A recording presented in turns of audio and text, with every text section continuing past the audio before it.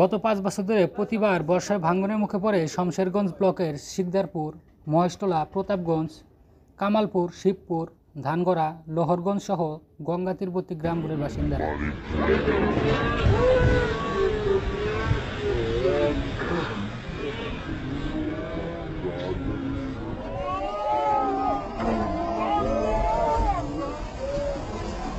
ভয়াবহ ভাঙনে শিকদারপুরে ৭টি বাড়ি, গাছপালা, আবাদি জমি সহ বিলীন হয়ে গিয়েছে রাস্তাঘাট।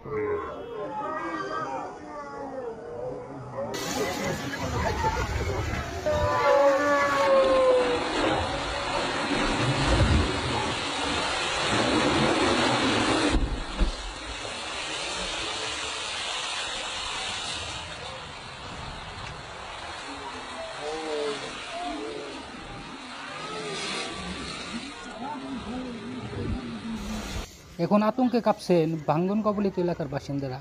ভাঙ্গন বিশাল আকার ধারণ করায় ক্ষতিগ্রস্ত বহু পরিবার। অতি দ্রুত ভাঙ্গন রোধের পদক্ষেপ না নিলে শমশেরগঞ্জের মানচিত্র থেকে হারিয়ে যেতে পারে এসব এলাকা।